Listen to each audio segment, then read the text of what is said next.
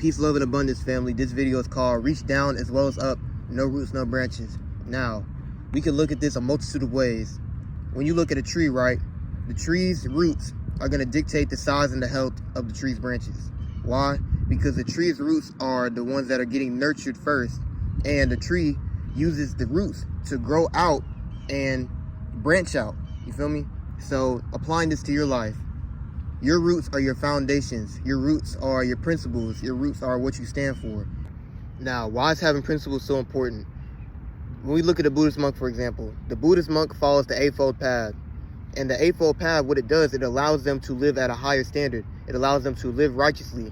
Now, nigga, you don't have to follow the Eightfold Path, but I promise you, if you did, 99.9% of the shit that goes on wouldn't be going on. Why? Because you are living at a higher standard. You're not out here doing random bullshit. You feel me?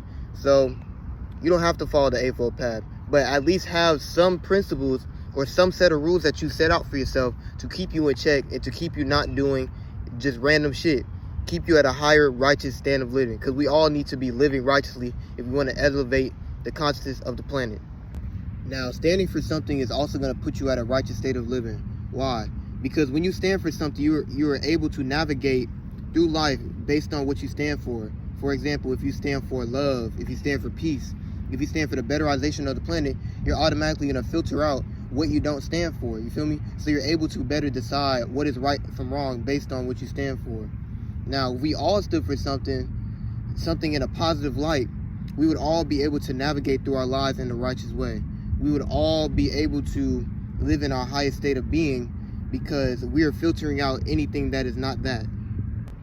Now, another way you could look at this analogy of no roots, no branches is dealing with your shadow or your dark side, right? When we look at a tree, the tree grows in the ground. The tree starts off in the darkness, roots out into the darkness until it's able to come up into the light and branch out, right? So when you're applying that to your life, you have to be able to come to terms with your shadow self or the parts of yourself that you do not like, and come to terms with it, love it, before you can branch out and grow to your fullest extent. A lot of people here are living off of trauma. A lot of people here are living off of their insecurities, and their branches are reflecting that, right? Because they haven't come to terms with themselves. They don't truly love themselves because they are neglecting that part of themselves that they deem as bad or they deem as not worthy of being seen. But that is still a part of you. You feel me? You can't just neglect a part of yourself because it makes up the other half of yourself. Does that make sense? Right. So we have to come to terms with ourselves, the part of ourselves that we don't like, the part of ourselves that we be like, damn, like, why did I do that? You feel me? That is the only way that you can fully grow to your fullest potential, because your shadow self is what is holding all the gifts that you are missing out on. Why? Because the shadow self is oftentimes your childhood. Your shadow self is oftentimes your child self. And your child self is the fully creative part of you.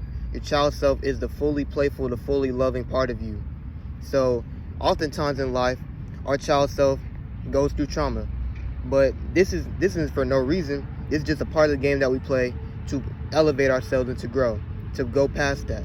So you can't run away from your traumas. You can't run away from your insecurities. You can't run away from the part of yourself that you don't like. Why? Because it is still a part of you, and you have to come to terms with it to fully grow. And with that being said, family, I love y'all, and remember that nature is the best teacher. Peace.